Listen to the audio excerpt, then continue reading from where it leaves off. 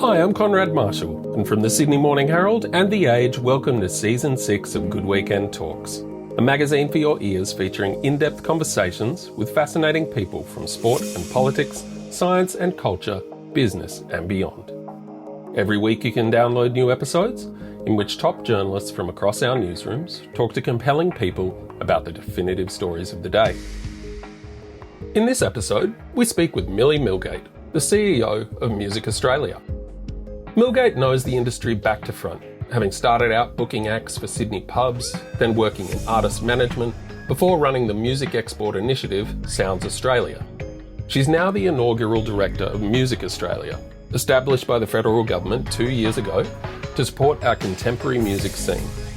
It's an interesting time to be in the role, given the concerns percolating in the local music industry. Festivals have been paused or cancelled, live music venues are struggling. There were just 5 Aussie songs in the ARIA's Top 100 for 2024, and Triple J's Hottest 100 only a few weeks ago had its lowest number of local artists since 1996. And hosting this conversation about everything from the future of festivals to where the next Kid Laroi or G Flip will come from is Sydney Morning Herald senior writer Garry Maddox. Thanks, Conrad, and welcome, Millie. Can I start by asking you about yourself? Where did you grow up? What sort of family was it? And were you a musical kid? I wasn't a musical kid. I grew up in Davidson, which is near French's Forest. Mum, dad and a younger brother.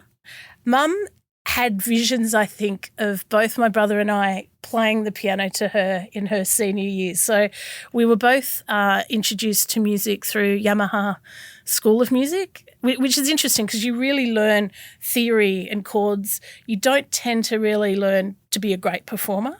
So I got a little bit of the basics and was quite, okay with it. But it wasn't really, to be honest, a passion in that respect. So, family trips, listening to all the stuff Mum and Dad listened to, lots of Paul Simon and the Beatles.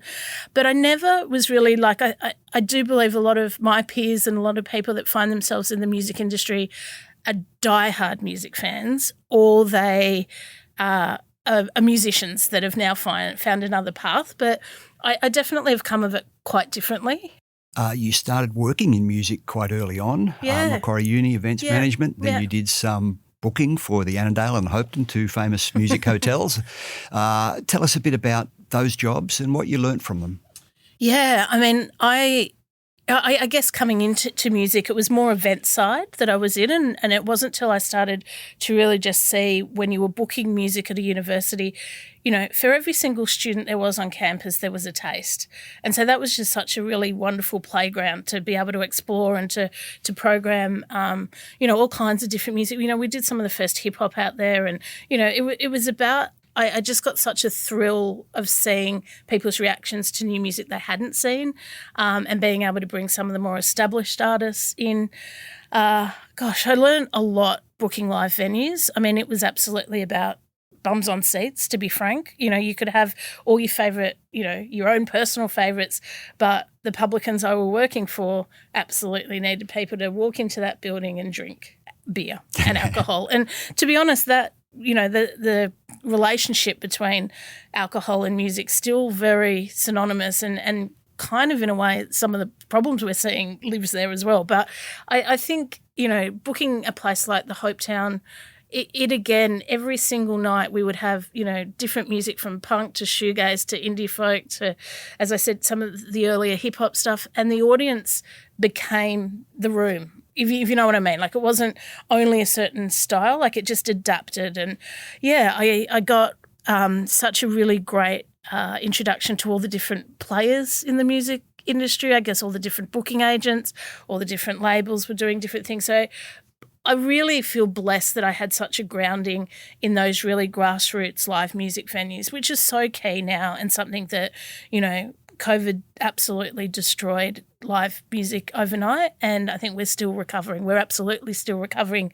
But those communities that were built out of the grassroots were so key and important. I think we need to really revisit what they offer and what they bring. Okay, tell us about your time managing bands. Yeah, I think for the first few years when I was probably what I, absolutely was technically managing.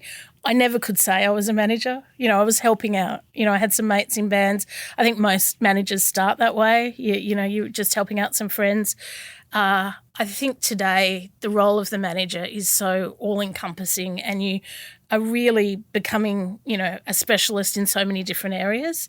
I loved that you could work with a very small team, and there was a lot of us against the world feeling to it. But when things got going, that managerial role is so instrumental. And again, I think in terms of the grounding for the role that I'm in now, management, you couldn't have asked for a better decade of experience. A lot of trial and error. Yeah. Tell us about what bands they were and how they performed. How easy or hard was it to get a break for them? Well, look, at the time my dealings with artists were indie bands. For people that may know them, Blue Bottle Kiss, The Camels, Romana Stone, and they definitely were showing progress and going through what the time. So we're talking late 90s, early 2000s was the time I was really sort of in the deeper management. But there were some pretty clear pathways. They were pretty. You knew you had to try and get some radio, and that existed, whether, all the really great community radio stations that were there and still are today. Obviously at the time, Triple J and national radio was really key to allow you to start doing more and more touring, and certainly touring into the regions, and then, the real goal of some commercial radio.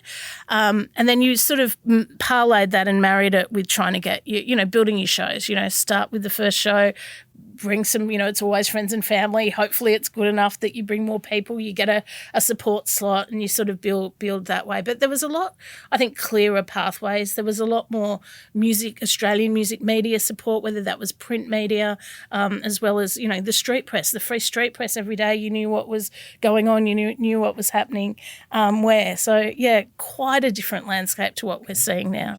You ran Sounds Australia, the National Music Export Initiative. How successful were you in getting Australian artists on the world stage? Oh, look, I think over that time we definitely saw an increase without question. And the way and why Sounds Australia was set up was there started to be this idea of a showcase conference event.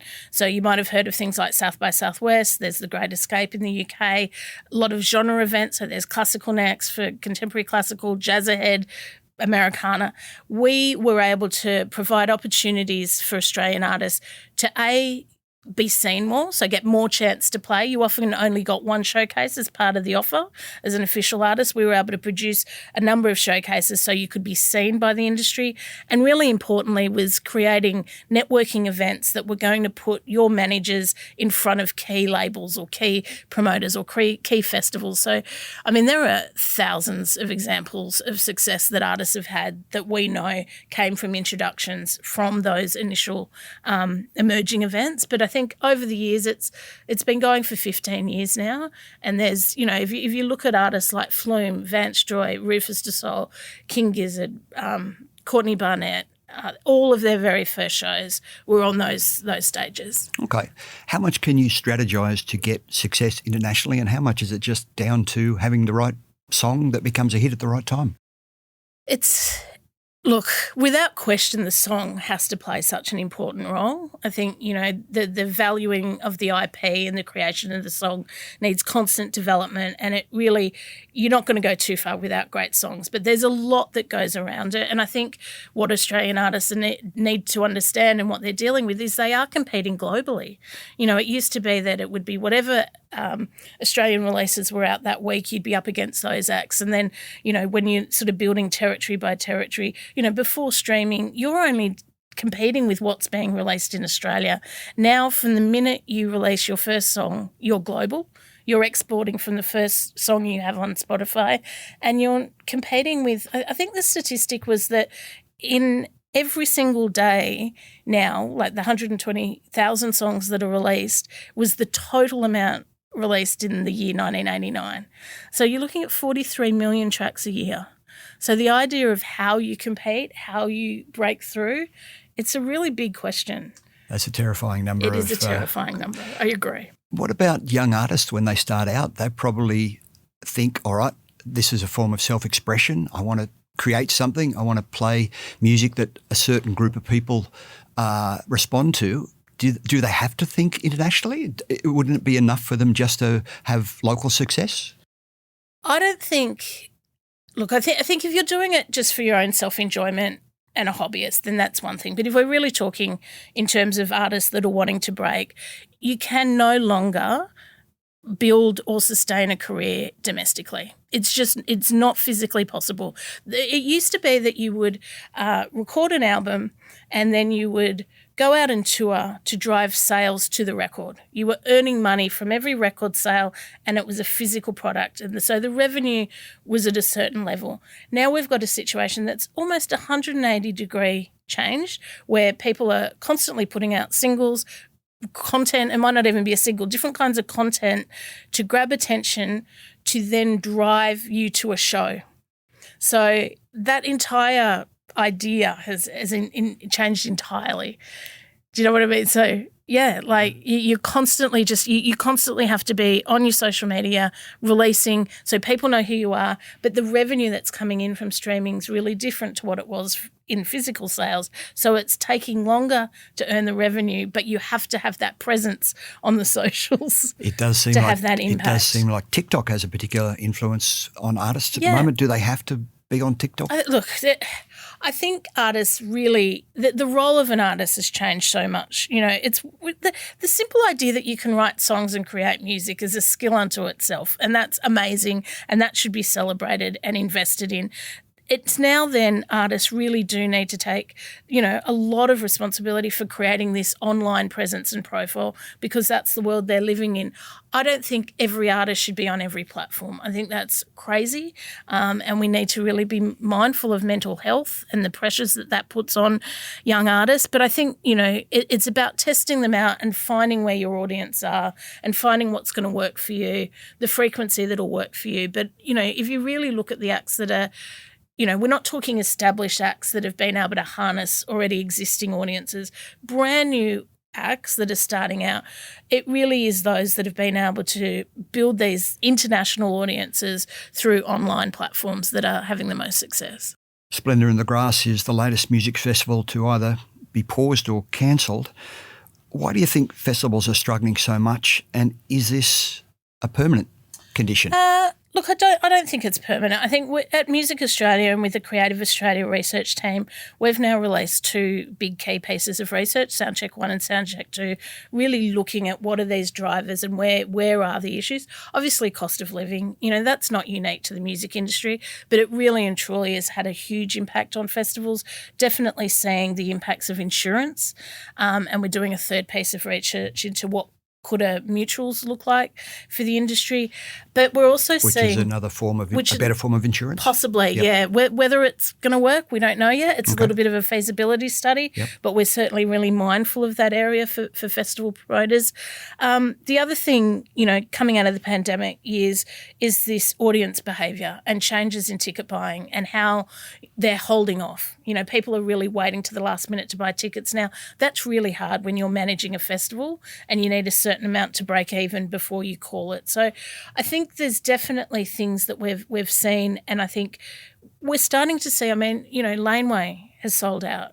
Beyond the Valley just did some of its biggest numbers today. Party in the Paddocks gearing up really well. Like, there are really great success stories still happening, and we've seen over time there's been, you know, swings and roundabouts with festivals like the Big Day Out, like Future, like that are here, and then for various changes and reasons they're not. But I think in many ways when you look at A Splendour in the Grass, it does come back to the way people are listening and that personification of listening. So where we used to have, you know, broadcast and everyone was listening to Triple J. So if you did a Triple J type lineup, everyone was hearing it. We've got a lot more narrowcasting where people are listening to podcasts. They're listening, you know, on their phone, and they're listening to what they want when they want it on demand. You know, I think for young people now, the idea of radio, they're going to want, like, why are they waiting around hoping that their favourite song comes on when they can just listen? But what comes with that personalised listening is also a lot of passive listening and also algorithms that are not necessarily putting Australian artists front and centre there.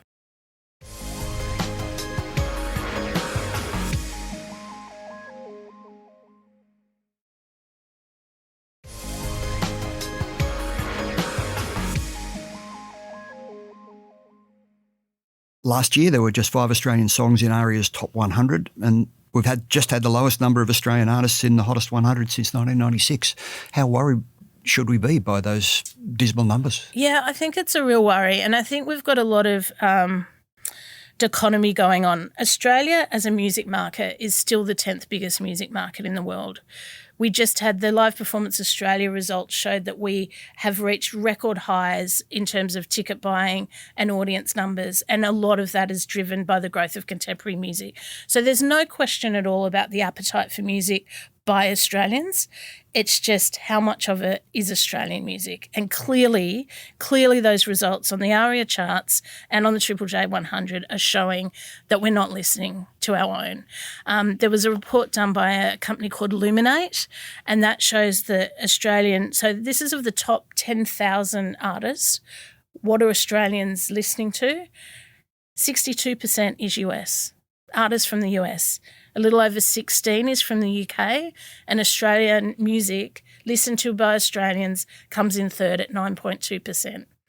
That is not great, no matter how you look at that. Now, I can't believe that that's a deliberate choice. I don't believe it's intentional. I just think it's where we find ourselves. But I also think it means there's a lot of room for growth and a lot of room to be able to shift that. And I think it's it's really fascinating because you look at the Australian artists, it's not the quality of the product. You know, commercially and critically, the success Australians are having internationally is evident. You look at APRA AMCOS, which report on the royalties and the revenue generated from the song, and that's at an all-time high for the international. The amount of Australian artists touring internationally has never been higher. And Spotify put out a report, they've done it for the last 2 years, called Loud and Clear, and that talks about 80% of the revenue coming in on Spotify for Australian artists is from overseas. So you can't question the product. The product is there. You know, I think it was last week, the Brit Awards, like really the biggest awards for the British. We had 4 Australians, so both 2 for International Artist of the Year in Confidence Man and Amel and the Sniffers, and both Kevin Parker and Sonny Fodero have been nominated for Song of the Year. That's huge, you know. So it's a really fascinating phenomena. I think there's a term that people are talking about called glocalisation. And this idea that previously we could take Australian music and Western music was, you know, going globally into different countries. What we've got now as a result of streaming increases, and particularly in some of the emerging markets, is they're going to consume their own. And this is happening when it's non-Australian, when it's non-English. So if you can see the numbers just growing and growing and growing. Brazilians are listening to Brazilian, German are listening to German. Where that's not happening are in Australia, in New Zealand, in Canada, in Ireland. And I think for all of those English-speaking countries, you're not getting the benefit of a local language driver when the growth in the streaming numbers increasing. Instead, what we're getting is that when people are listening to really big albums that are coming out by Charlie XCX and, you know, Chappell Roan and, you know, Billie Eilish, it then continues to listen and they'll be served up the next US product by the algorithm. So we're at the mercy of the algorithm. Look, I think there is definitely that, and I do think it needs to be looked at. But I also think, you know, those the Australian-based people working for those companies are doing some really terrific initiatives driving Australian music. Yeah. And on the one hand, globally, what we're doing globally is because of the DSPs. So it's this really interesting when people talk about, there's not enough on the Triple J Hottest 100 or there's not. It's absolutely facts. There's no denying that there are so many multifaceted and complex reasons as to why, and there's not one silver bullet to fix it either. So when Music Australia looks at our investments and where we're trying to, really strategically look at our way of supporting artists, it has to be across that whole ecology. Okay. So what direct measures can Music Australia do to help young Australian artists in particular? Yeah, well, I guess, you know, the things, there's when I look at what we do, there's 10 areas of investment. We look in artist development, we look at industry development, absolutely market development, so everything from your festivals and grassroots through to export.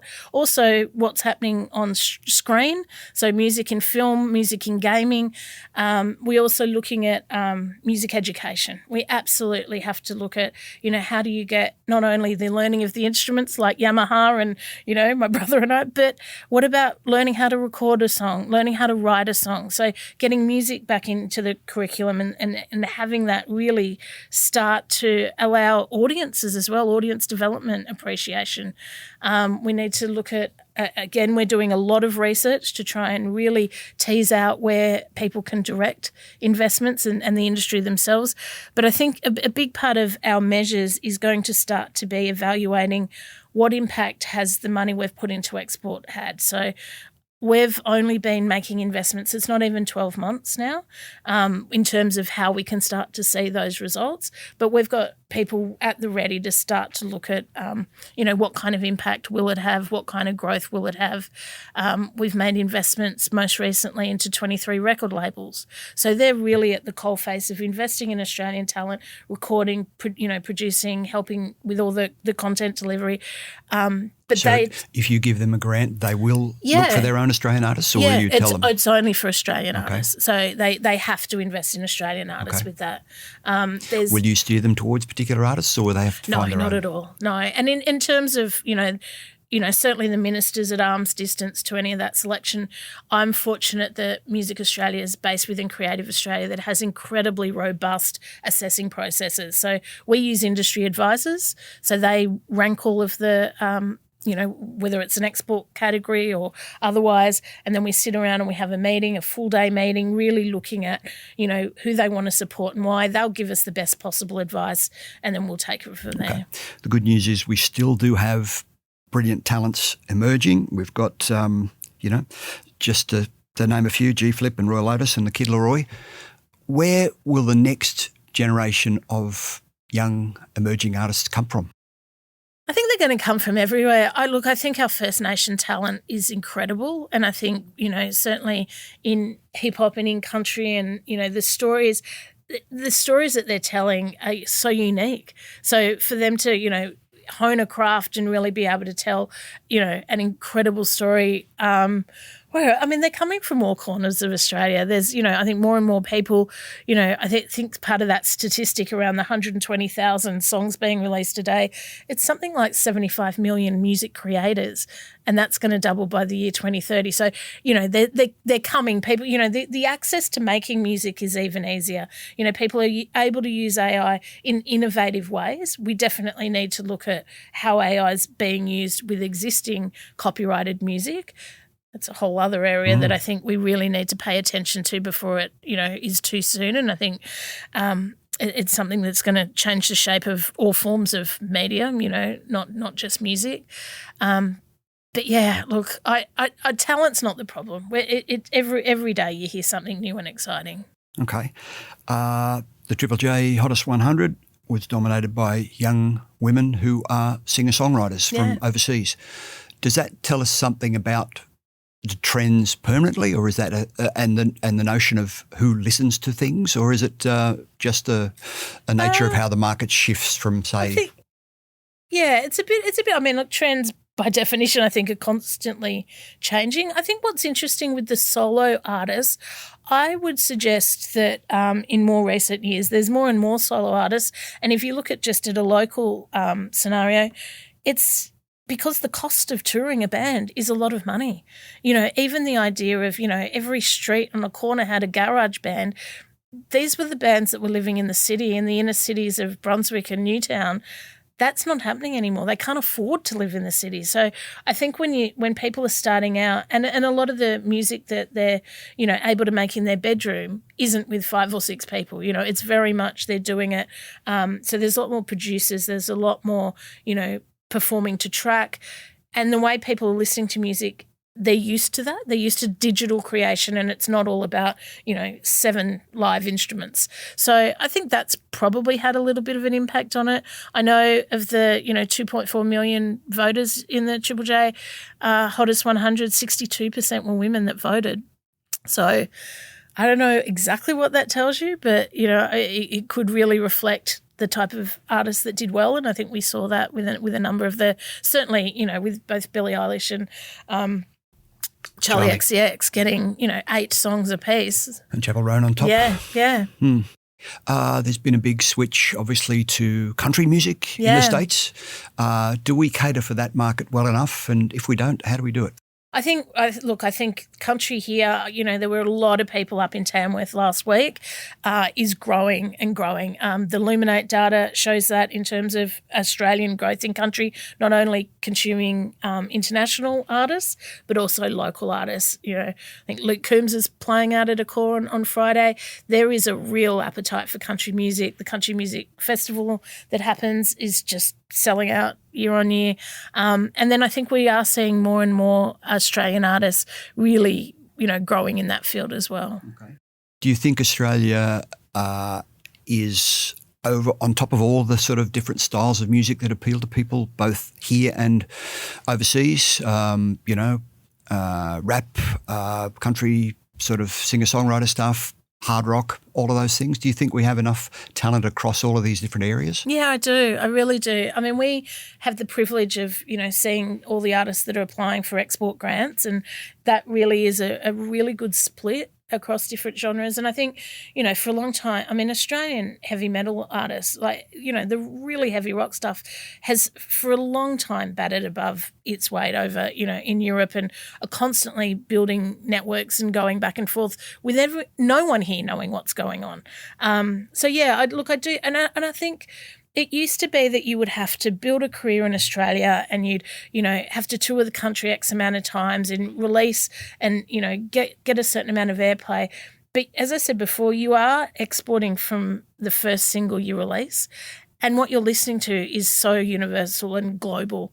Like, you're really not carving out territories like you used to anymore either. So I think for a lot of the new Australian artists, coming through, they're listening and influenced by, music from everywhere. Yeah. We see a lot of nostalgia at play when it comes to buying concert tickets in particular, and probably even, streaming as well. Is that a good thing or a bad thing? Oh, look, I'm going to just say it's a thing. I think, we really lent into nostalgia during the pandemic. And look, let's be fair, those artists were fantastic. When you look at Spiderbait and Regurgitator and UMI and Something for Kate, and they're all still going.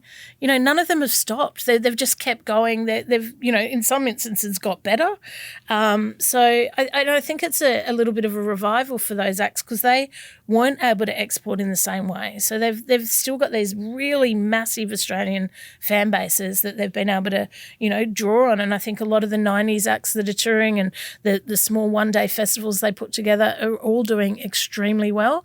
What you'd like to see is, if those people going to those shows could then also start, seeking out and hunting new acts as well. If I'm a young artist listening to this, Millie, and I hear talk about, export grants and need to know more about the business and be educated in different ways, I might be a little intimidated because this is not how I see my career evolving. What advice do you have for people like that? I think the thing is, if you can, don't be intimidated. There are a lot of good people working in different organisations whose entire role is there to help. I think in every single state and territory there's a music office. So it's the AIMIN network. So there's Music New South Wales, Music Queensland, Music Tas, Music NT. I would start by getting involved with what they've got going on locally. So whether they're putting on local events where you can learn more or networking opportunities, a lot of it is just learning and listening to people that have come before. It's not an easy thing to just suddenly get. Like I reckon coming through, I had to be explained music publishing, where you've got the copyright in the song and the copyright in the sound recording at least 60 times before I understood it. But for a young artist, they're your two greatest source of revenue outside of live music. So if you don't understand how they work and who manages them and how they can be exploited for good, then it's going to be really hard. So it's definitely, you want them to love it and have their passion for music. And, so much of music is about telling a story and identity, and we want Australian stories out there. We want Australian stories to travel the world. But you can't you can't not understand it's a business. As an artist, you are running a small business. You will ultimately go on to employ a manager. You will employ a booking agent. You will engage a record label. They are all working for you. And if you don't have the necessary skills, financial literacy, planning, understanding the media depth and all the different socials and what you need to do online, it's going to be really hard for you to succeed. The blockbuster of blockbusters in music was Taylor Swift's Eras Tour. 149 shows, 53 cities, 5 continents, grossed more than $2 billion US. She was such a beloved figure when she was on that tour. She still is, of course. But tell us what we can learn from the success and maybe the relationship between artists and their fans from that tour. Well, I think that's it. You've just summed it up with artists and their fans. I think Taylor, from a really, really early age, understood that whilst you've got all these mechanics in the ecosystem that I've been referring to, ultimately there's no stronger or more powerful role than that role that you can have and that relationship and engagement you can have with your fan. So I think she absolutely brought that to the forefront in a way no one understood. We've seen it now with Fred again. He really has built a fan engagement through Discord, and you're seeing more and more artists are taking themselves off platforms owned by others and really bringing people back to their own websites and their own newsletters. So I think Dermot Kennedy was another one, James Taylor.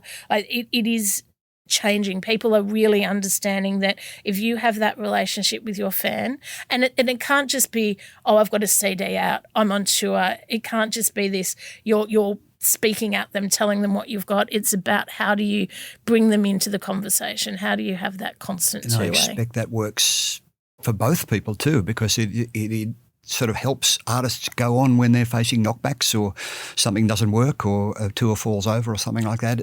The support of bands of fans, the support of fans of bands can help, and artists can help them. Yeah. I think, look, locally, I think G Flip and Troye Sivan are really good examples of that. They absolutely know their audience, and I'm pretty sure I heard with G Flip, they had been a fan maybe of Meg Mac, and, as a younger artist themselves, received a response from a DM, and it really stuck with them that, this meant so much to me as a fan. I'm going to do that for my audiences.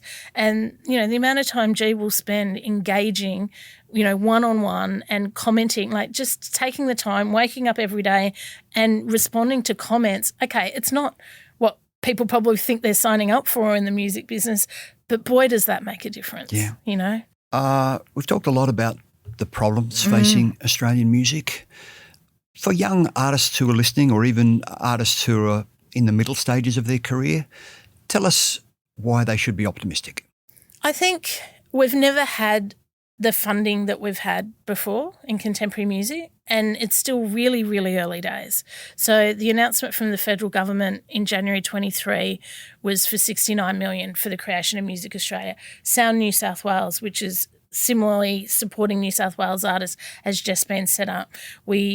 Last week, WA announced a contemporary music package. There are more people actively with resources than there ever has been. I think we've just got to start to see that start to play out and trickle through. And I still think we're making really great music. And I still think, now that we've had time and resources to look at the research that we'll have coming out in March and then again in April and June really is going to start to unpack some of this. What we're looking at discovery, we're looking at consumption and engagement, having that data and really getting deep into it. How do we then look at campaigns that'll, ultimately, we need more Australians consuming Australian music. And I would love for anyone listening to, listen more, dig deeper. And you don't have to, we'd love you to go and buy CDs, but even listening more will make such a difference. Okay. Everyone who loves Australian music wishes you every success, Millie. So thanks for talking to us today. Thanks, Garry.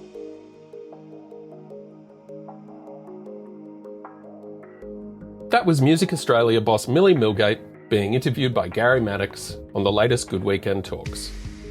If you enjoyed this episode, please remember to subscribe, rate and comment wherever you get your podcasts, and keep tuning in for more compelling conversations. Coming soon, we'll chat with journalist Peter Grester and the actor Richard Roxburgh, who's playing him in the upcoming film The Correspondent. Good Weekend Talks is brought to you by the Sydney Morning Herald and The Age, proud newsrooms powered by subscriptions. To support independent journalism, search Subscribe Sydney Morning Herald or The Age. This episode of Good Weekend Talks is produced by Chi Wong. Editing from Conrad Marshall. Tom McKendrick is head of audio, and Katrina Strickland is the editor of Good Weekend.